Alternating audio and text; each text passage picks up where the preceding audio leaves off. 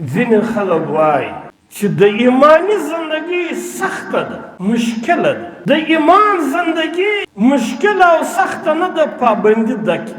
یو سختي، مشکلي، یو پابندي. د ایمان او د اسلام په زندگی کې مشکل نسته، سختی نسته، البته پابندي سته. او انسان تر هغه وخته پورې کامیابي نشي ترلاسه کولی چې پابندي په خپل زندگی کې نه راوړي. تاسې کاروباریان خلک یاست، دوکانونه کوئ. یو سړی په پابندي سره سهار دوکان خلاصوي تر ماښامه پورې، او بل سړی دی هغه په دوکانداري کې پابندي نه کوي. دا دوه دوکاندارانو کې کوم دوکاندار کامیاب پابندي کوي؟ دوه الفان دي سبق وایي په اسکول او په کالج کې. یو پابندي کوي، بل پابندي نه کوي. یو همیشه پر وخت باندې ځي خپلې ادارې له، د سبق د زده کولو پابندي کوي، د استاد پابندي کوي. او یو بل هلک دی هغه آزاد ژوند تېروي، نه ادارې لره په تګ کې پابندي کوي، نه په سبقه زده کولو کې ځان پابنده ګرځي. په دا دوی کې به کوم یو کامیاب وي چې کوم یو پابندي کوي؟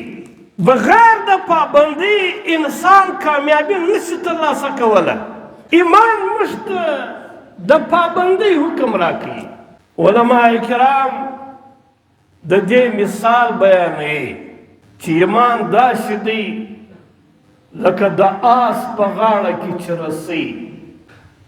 دا آس ته د دونه تګ گنجایش ته چې څونه په رسۍ کې گنجایش.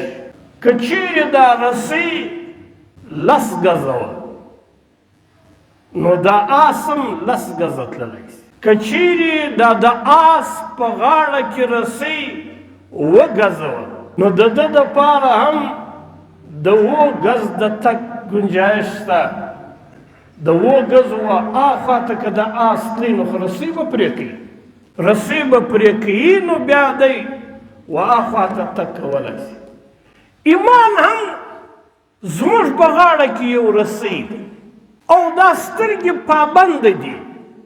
څونه دې ته کولی شي چې څونه د ایمان په رسۍ کې گنجایش شي. دا ایمان زموږ په غاړه کې یو رسۍ ده د غوږو دپاره. څونه اورېدل ته کولی شي چې څونه د ایمان په رسۍ کې گنجایش شي. قرآن په اوره، نصیحت په اوره، نیکې خبرې په اوره. او که ته راولاړېږې د دې څخه ته ورتېر شولې نو ګواکې د ایمان هغه رسۍ تا پرې کړې. دا ژبه ده، نو زموږ په غاړه کې د ایمان یوه رسۍ ده. د دا ژبې دپاره د دونه خبرو گنجایش دی چې څونه هغه د ایمان په رسۍ کې گنجایش شي. قرآن په وایه، ذکر په کوه، خرید و فروخت په کولی شې، د الله د دین دعوت په چلولی شې. د ایمان په رسۍ کې دونه گنجایش دی ستا د ژبې دپاره. اوس که ته راولاړېږې په دې غیبت کوې، دروغ وایې، ښکنځل کوې، دلازاري کوې، نو ګواکې د ایمان هغه رسۍ کې چې څونه گنجایش تر هغه ته ورتېر شولې، رسۍ دې پرې کړه. ومن یتعد حدود الله، چا چې د الله پاک حدود پاک کړل، رسۍ یې وشکوله، فاولئک هم الظالمون، دې سړي ظلم وکړ، حدود دې پاک. نو هر انسان په فطرت کې عزت خوښ دی. هر سړي د خپل ځان دپاره کامیابي خوښه ده. د هر انسان فطرت دا دی چې زه ښه ژوند تېر کړم، کامیابه ژوند تېر کړم. نو د کامیابه ژوند د عزت د حاصلولو یوه لاره وموږ ته الله پاک راښیي، او یوه لاره وموږ ته زموږ عقل او زموږ علم راښیي.